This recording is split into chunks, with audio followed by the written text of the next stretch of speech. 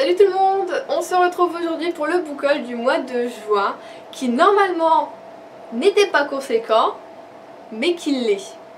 Donc ouais, on est parti. Donc forcément j'ai repris, comme vous savez, j'ai repris le travail au Furet du Nord. Donc je vais voir mes collègues, mes anciens collègues de temps en temps. Moi je suis plus au premier étage, je suis plus en jeunesse. Et voilà, j'ai encore mon ancienne collègue qui adore se débarrasser de ses gratuits PKJ qu'elle n'arrive pas forcément à faire. Vous savez, on a l'opération de PKJ, enfin c'est pas forcément que des PKJ, mais en tout cas celle-là c'était ça. De PKJ poche acheté, le troisième offert dans une sélection de livres de cette édition. Et elle n'a jamais à tout refourguer, donc forcément quand j'arrive, c'est genre ah tu viens chercher tes gratuits? Non, je vais lui dire bonjour, ouais mais prends quand même des gratuits. Bon bah ouais, du coup elle me refile à l'appel. C'est gratuit et je vais vous les présenter. Donc on commence avec la guerre des clans, retour à l'état sauvage de Erin Hunter, donc chez PKJ. Ce sera que des PKJ poche que je vais présenter. Donc qui est le premier livre du premier cycle. Alors c'est vrai que cette série m'a bizarrement toujours un peu intriguée parce que c'est avec des chats et j'ai toujours trouvé ça un peu... quoi? Enfin je veux dire un peu what the fuck, ouais on va dire. Mais j'aimais bien la recommander aux enfants, aux jeunes quand je travaillais en jeunesse. Donc maintenant je vais pouvoir la lire et c'est super. On continue cette fois-ci avec un petit policier qui a l'air pas mal. Donc c'est Theodore Boone, je pense qu'il est comme ça, enfant et justicier de John Grisham. Je sais pas trop si c'est vraiment une série ça, ou si c'est juste un one shot, mais c'est vrai que je l'ai commencé un peu dans le train du coup au retour, et ça avait l'air plutôt pas mal, donc il est plutôt court en plus. Donc je vais le lire très prochainement. Alors là, ma collègue a tapé en plein dans le mille parce que c'est un livre que je voulais depuis sa sortie en fait. Donc c'est le premier tome de l'alchimiste, Les secrets de l'immortel Nicolas Flamel de Michel Scott, donc toujours forcément chez PKJ. Alors celui-là, oui, ça fait depuis... ouais, je crois depuis sa sortie que je le veux et je l'ai jamais acheté. Parce que j'hésitais toujours entre justement le poche ou le grand format, parce que je trouvais le grand format très joli parce qu'il est mat, celui-là il est un peu brillant et le grand format est mat et je trouvais ça juste trop beau. Mais bon, voilà, maintenant comme ça c'est fait, je ferai la collection en poche. On continue toujours, et ouais, c'était pas privé, je vous le dis. Alors on a le premier tome de La Fille Dragon, l'héritage de Tuban, je sais pas trop comment on dit, dites-moi si ça se berne, je sais pas du tout.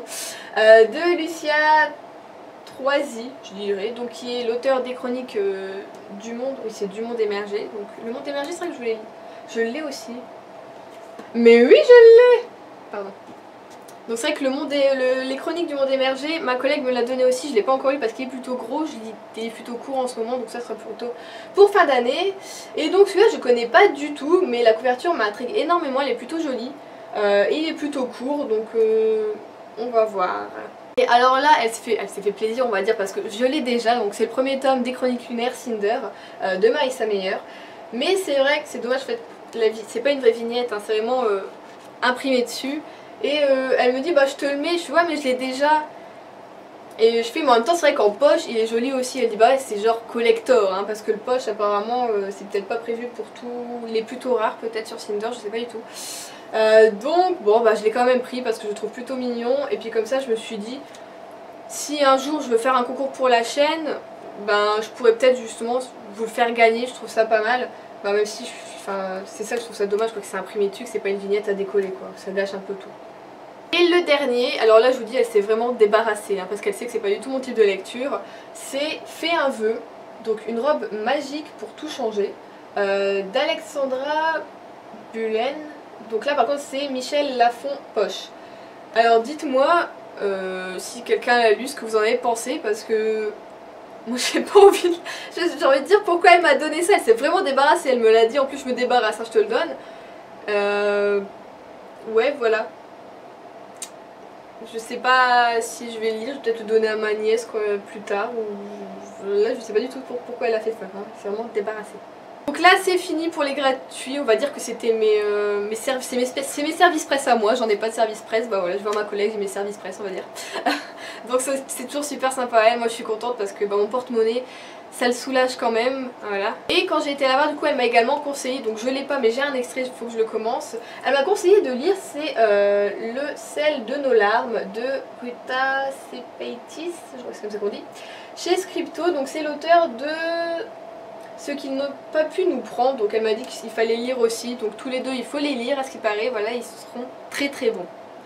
Donc bah prochain achat, mais je vous en parle déjà. Donc là on passe à ce que moi j'ai acheté avec mes tout petits sous. Alors forcément j'ai acheté le 5e tome de A Silent Voice de Yoshitoki Oima de chez Kiyun Shonen. Donc voilà, j'ai vraiment hâte de le lire celui-là parce que je veux vraiment que l'histoire avance et que les personnages se remuent. Et j'espère que ça va le faire dans celui-là. J'ai également acheté le second tome de Another, vous savez que j'ai adoré le premier tome. Donc c'est La fille à l'œil de poupée de Yukito Ayatsuji chez Pika Roman. Voilà, donc je suis contente, j'ai le deuxième, ça va faire super jouer dans ma bibliothèque et en même temps l'histoire est juste géniale, donc forcément voilà, j'espère que je vais aimer autant que le premier et enfin on va avoir le dénouement de cette histoire. Oh, j'en peux plus. Et le dernier livre dont je vais vous parler, alors pour moi j'étais choquée en fait de le trouver, de suite j'ai sauté dessus. Pour moi je pensais que c'était juste une publication internet qui serait jamais sortie en bouquin, en vrai bouquin. Mais je l'ai trouvé, donc c'est La Tour de Cécile Duquesne aux éditions Voyelle. Donc ça je pense que c'est autopublication si je me trompe pas, hein, je sais pas du tout. Et depuis sa sortie en fait je voulais lire mais j'avais compris pour moi que ça serait que en e-book et je lis pas du tout de e-book, j'y arrive pas. Donc même si j'avais genre hyper envie de le lire, bah je l'aurais jamais lu. Donc je suis contente, il est vraiment tout petit hein. Et c'est ce que je suis en train de lire, c'est ma lecture actuelle et pour le moment j'aime beaucoup. Donc c'est tout pour ce book haul, pas trop craqué, en fait j'ai acheté que 2 livres plus un manga donc mon porte-monnaie est très content. Par contre le mois de juillet, comme j'aurai ma paye, je vais peut-être me lâcher un peu plus. Donc vous aurez peut-être pas un énorme book haul, mais des choses que j'aurais acheté moi-même, il y en aura vraiment beaucoup plus. Et je remercie toujours autant ma collègue de se débarrasser de ces gratuits sur moi, ça me fait plaisir et voilà.